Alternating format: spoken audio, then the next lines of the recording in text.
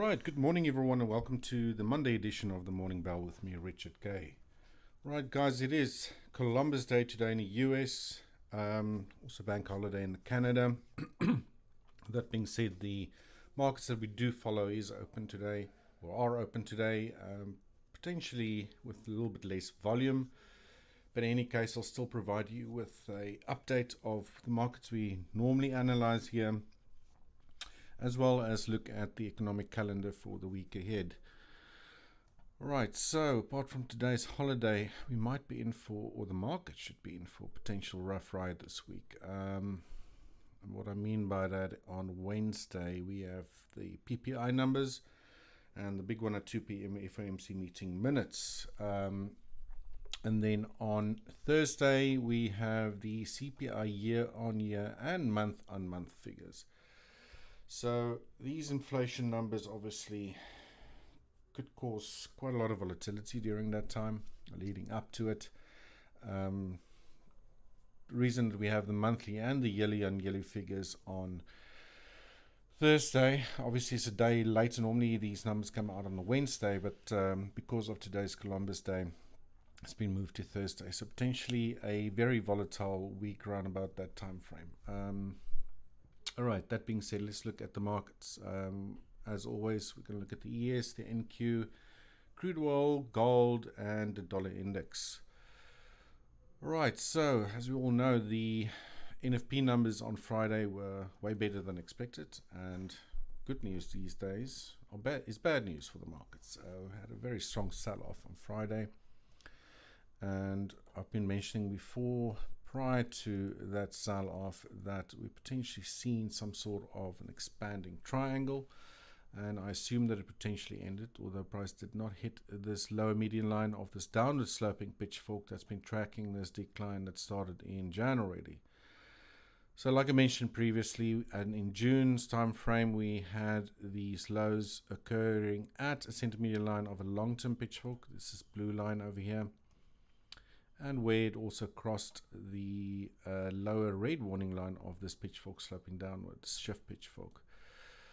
We had a confluence area there, and we had a move up. Obviously, that in the last move down, tested again, beautifully testing these market geometry lines. And in price now recently fell short at hitting that line, but it does look like that was potentially the end of a potential small expanding triangle, and that price could now move into this low red warning line yet again. And potentially, if that happens, will likely, I would say, unless price slices through this line, see momentum divergence.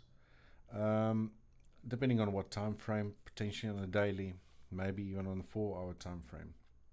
So we got this little zone here, which is basically 50% retracement from this massive move that we've seen up from the low to these highs in Jan.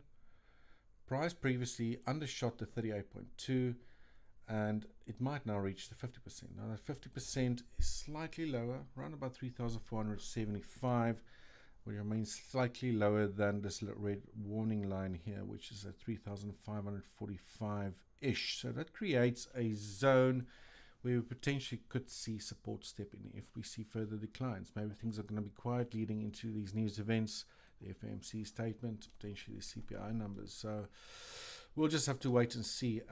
On the upside, let me just get that snap mode of the ES bounce higher, then potential support, resistance might occur at the center median line from where price bounced up before. We had a break below it.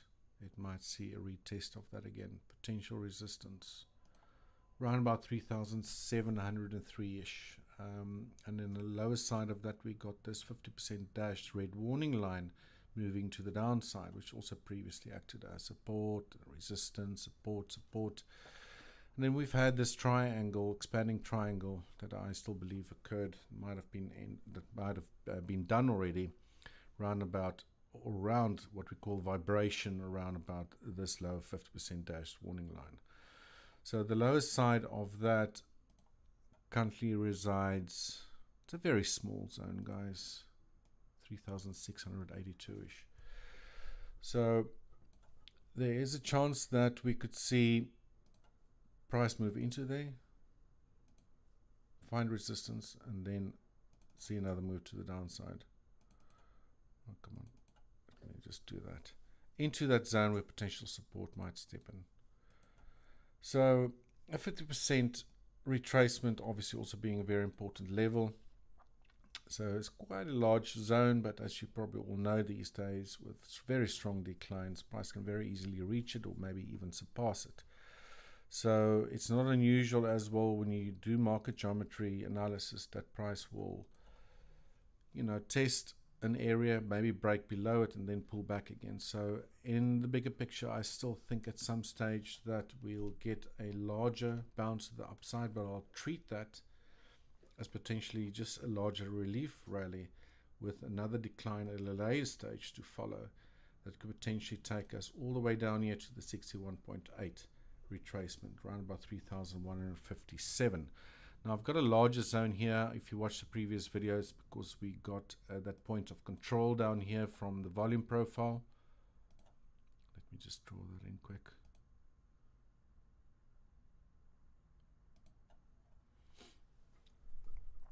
Hopefully this loads quick enough. Yeah, around about 3,328, give or take. So that's at the upper limit of this zone. And then the lower limit about 61.8 or slightly even lower, where we have this low 50% dashed median line here. So this creates all an area. We'll keep on updating this area as time progresses, and if obviously price starts moving even lower. Alternatively, we're not going to get a bounce and we're just going to reach this area sooner rather than later. But still, in the bigger picture, I'm viewing what we're seeing here as a potential WXY, which is a double zigzag. So i.e. a corrective move against this strong move that we've seen to the upside. All right. So unless price obviously starts slicing through here and drops lower, then we'll have to start thinking about the possibility that all of this is just some sort of expanding leading diagonal, and if that is the case, then all hell's going to break loose and we're going to see way deeper declines in the near future. Well, I wouldn't say near future, probably next year and even the year after. So that obviously is always at the back of my mind, but just from a price structure perspective or pattern perspective, I'm still treating this as an incomplete corrective move that could still move lower. Obviously, over the near term, we're more worried, or not more worried, or we focused on zones that could act as resistance or support. In this case, resistance if price makes it into that area, and support within this area to the downside. But my expectations are that we'll probably see a break of these lows that were set on earlier this month on the 3rd. All right, so we'll keep track of these things again by Wednesday, as always. With our next session, we'll see where price is currently. Just careful if we do see a bounce, that zone there might act as resistance. Okay, NQ.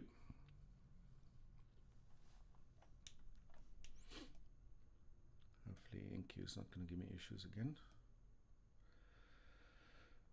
The NQ also been following this market geometry lines extremely well, and if you've been watching these sessions for a while now, then you noticed that, or you would have noticed that I haven't changed any of these lines for the longest time. Our price is continuously dancing and bouncing, or get drawn towards these lines extremely well. And previously we had a confluence area between an upward sloping pitchfork and a confluence area with a downward sloping pitchfork. Also here on divergence on the NQ, and these zones were reached, we identified these zones prior to price reaching them, and then we had reversals to the downside. Now, most recently, we had divergence at these lows, also on the 3rd of October, and price moved higher. We had this little resistance zone that we believed price could react from, and price actually hit that few days prior to the NFP numbers, so last week. And all that zone really was again a confluence area between this lower green median line and this lower upward sloping purple median line of a longer term pitchfork. Price retested and it got rejected again. Friday's drop almost nearly reached the opening. What's this? About the opening prices on the 3rd of October. It's already kind of moved into this low 50% dash median line here, and it's currently bouncing from it. So similar to the ES, I do expect these lows to be taken out, or that low to be taken out. And on the NQ, my next support level is a little bit lower down than on the ES. Obviously a different market, but still residing around about here at 10,306 at the lower range of that possible support zone to 10,581-ish on the upside of that zone, where potentially we could see support. Again, also be cool if there is support, or sorry, should I say early indication that support might also step in if we start seeing divergence, especially on a larger time frame like the daily, within an area like this, to potentially signify that we might get a bounce to the upside. Similar to the ES, again, also expecting that this is potentially an incomplete corrective structure. Although very large and obviously very volatile, I still foresee potential downside on the NQ as well. Right, and this brings us to crude oil. And this is just a picture perfect example. I've been showing you guys this potential zone. Very small one that we identified beforehand. Price reached it and we had a very strong bounce to the upside. Again, similar to the other analysis I've performed, we had a confluence area between a lower channel line and a lower median line. So different angles. In this case, a green one sloping downwards, tracking what we thought might either be a corrective structure that either ended, or that this 5-wave move that we've seen is some sort of a leading diagonal. Now, we identified that zone beforehand, and price did react very strongly from it.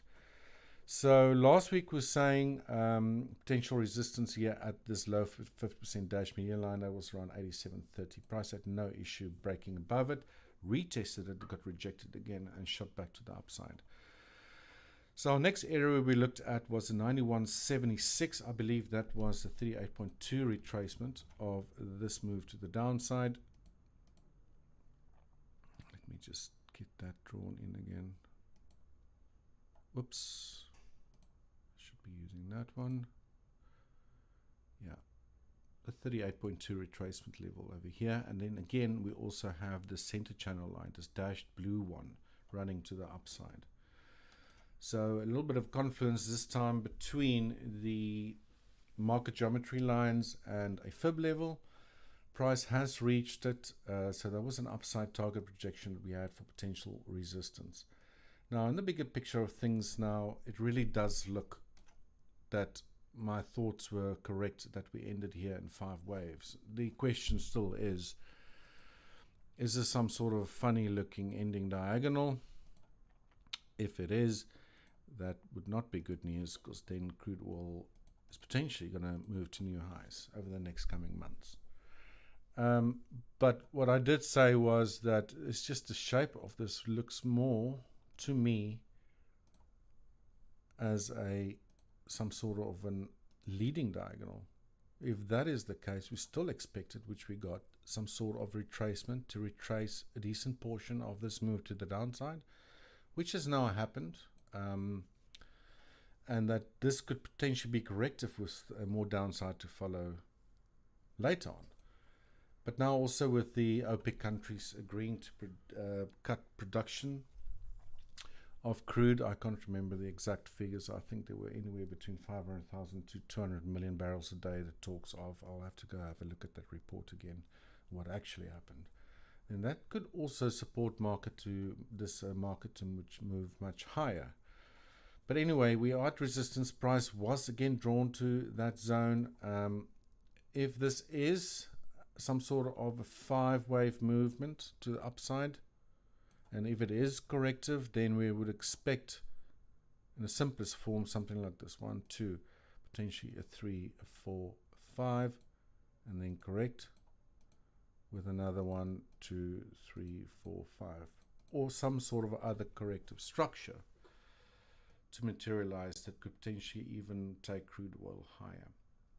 If we get a break above this center channel line, then we have above today's candle, daily candle, that center median line, which acts as support and resistance beautifully all the way to on while price was declining, and that currently lies at 96.33ish, right, give or take. So just be aware of these levels. Maybe that is a level also if price would break above there where a third wave could end for this move to the upside could end, or potentially a fifth wave. Then get a correction and then another move to the upside again. I just want to see how far this move has extended. Let's go to the 4 hour quickly. Let's give that a sec to load. Here we go.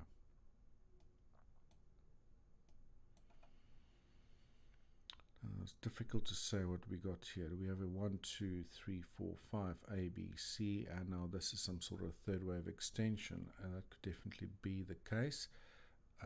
Let's use our fib extension. Then yeah, we're at a 200% extension of this first potential move to the upside. So this could very well be the end of a third wave, get maybe a corrective move down towards this sort of area, and then get another bounce higher to that median line that I've showed you on the higher time frame at 96.41ish. Then get a decline and then get another potential move to the upside. That's how I'm currently viewing crude oil, so I do think more upside can potentially be expected. And it's just cool to see that I think we did do a really good job at figuring out that we had 5 waves into these lows before we seen this very strong move to the upside. Okay, dokes, let's just go back to the daily. Guys, you got any questions about any of these analyses or the stuff that I'm performing here with my market geometry, then please do ask. I am here to help you guys with that. And drop your questions in the chat box and we can have a conversation about it. Okay, gold.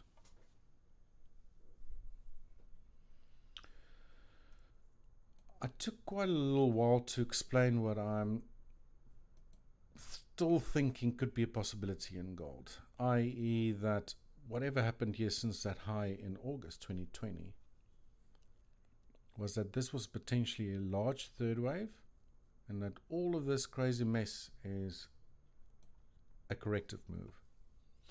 And what I mean by that, if you missed one of these sessions, is that I think this was a third wave high. We had a very crazy combination 3 wave to the downside, crazy combination 3 wave to the upside that failed to break above that high. And then we have what I was saying for quite some time now, I've been saying this for months, potentially seeing a 5 wave decline to the downside. And how I'd label this entire thing is that this is just an A, a B, a C. Come on, let me try that again. A, B, and a C that is very near to completion. Now, if you're familiar with Elliott wave corrective wave structures, then we call this a 3-3-5 pattern or an expanding flat. A corrective wave structure where your C wave needs to run in 5 waves. Now, we've had a beautiful 5 wave move previously. 1, 2, 3, 4, and 5. Now, I don't know why it's labeling like that, but it should be 5 waves. I'm going to delete that tool and develop my own very soon, to be honest with you. Something like that. And we thought that this might have been the end. We also had a lower median line where price bounced higher from, but we also identified an area that price needed to break above to signal that that was potentially the end of this entire correction. Now, price then obviously failed and moved lower again. And at that stage, all of a sudden, we have a 1, 2, 3, 4, 5, 6, 7.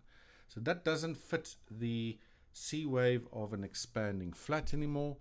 And on Friday, I mentioned that what we could be seeing is that we've seen a shorter third wave in crude oil, gold. and that this was potentially a 1, a 2, a 3. Yeah, and this was a 4, and now we're doing an ending diagonal 5-wave move to complete the 5th wave, i.e. the 5th wave being actually longer in distance than the 3rd wave. It's not unusual in commodities to see that. I'll keep on saying that, and it's definitely truthful. You quite often see this in gold and in crude oil as well, where you have a 1, 2, then you have a 3rd wave, a 4th wave, and in my case now I'm saying that this is potentially a 5th wave. A 5th wave ending diagonal.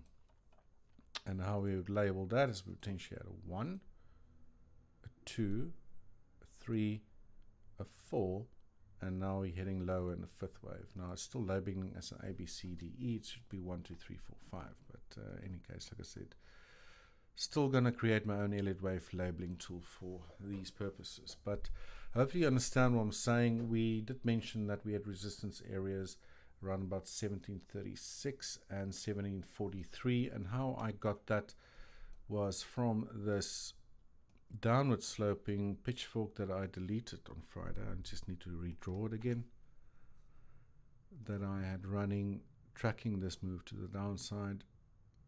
And how did I have it there? I think that was the right way. Yep, it was.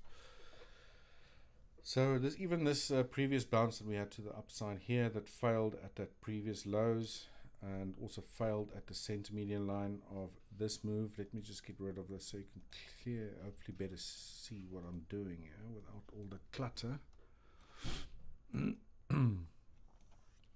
Price reaches low red warning line. These warning lines are great to capture the extremities of very strong moves. In this case, a beautiful example of that. Strong move to the upside. Price did bounce a little bit higher, but it bounced, or as we call it, an overthrow, by the same distance as it did previously when this occurred. Now, if you have to run a ray, another line just parallel to your median lines, then you can see how well that angle has helped in halting that move to the upsides. And that's how we got that previous resistance zone. Price moved lower, a little bounce from the low median line up, resistance at a 50% dashed down again. Now price failed to reach this lower median line or red warning line again, and it also failed recently, and that's how we got this previous little resistance area, which was actually round about there, yeah, at this center median line, and the upper limit of that was where this overthrow happened previously. So we had a reaction downwards. Maybe I must just label that a little bit, or not label it, make my zones, keep my charts up to date, and then we've seen a rejection to the downside. So if this is an ending diagonal, then I would expect these lows to be taken out, price potentially reaching the lower red warning line to end that ending diagonal, and then potentially see gold move higher. Now this could obviously also, this is on a daily time frame, take weeks to maybe even a month or so to materialize should price continue lower. But one thing that's definitely changing here is that if that does occur, let me just go back to the weekly.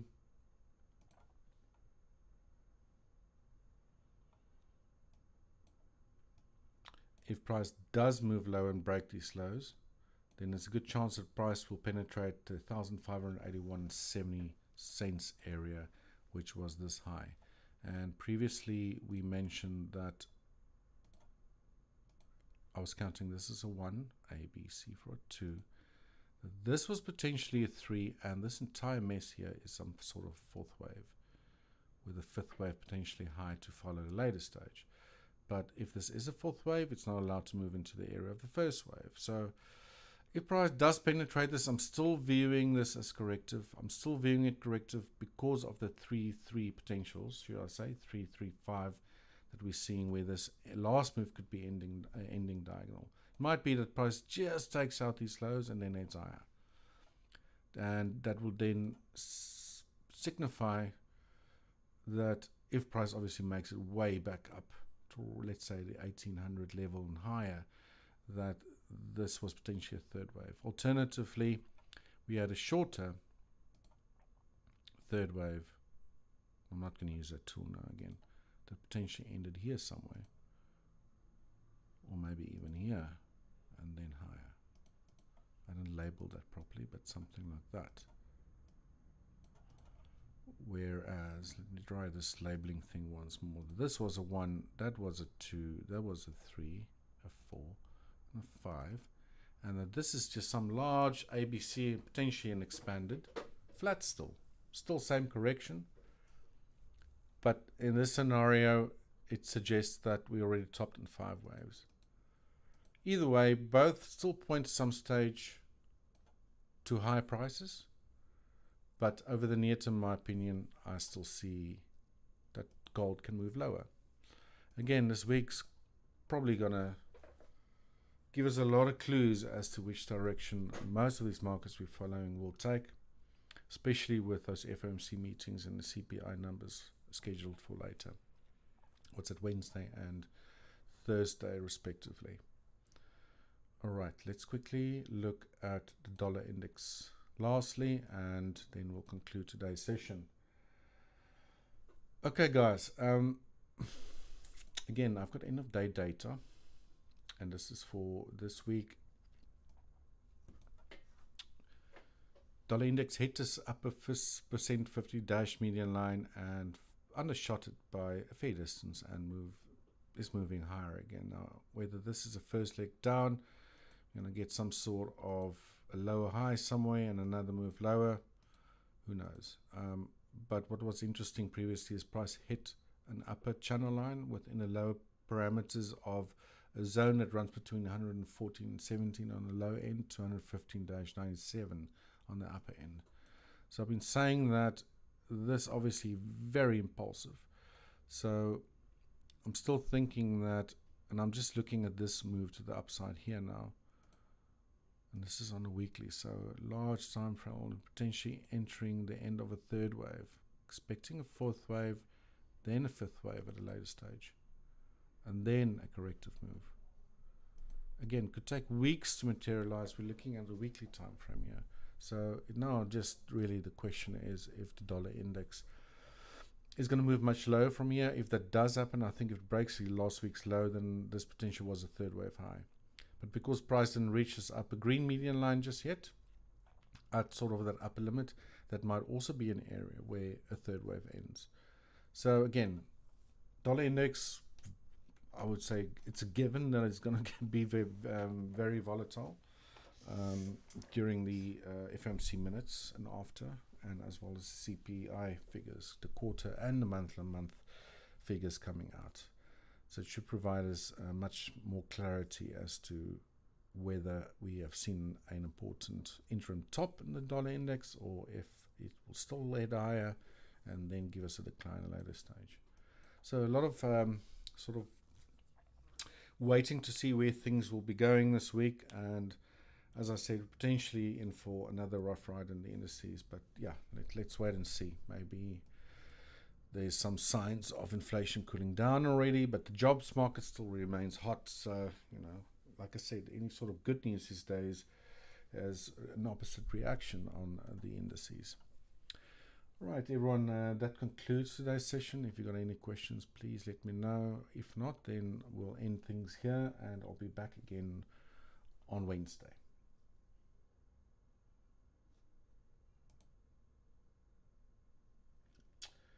All right, cool. And I think that's it for today. Again, guys, have a fantastic rest of your day. If you're taking Columbus Day off, then have a good one, and I'll see you again on Wednesday.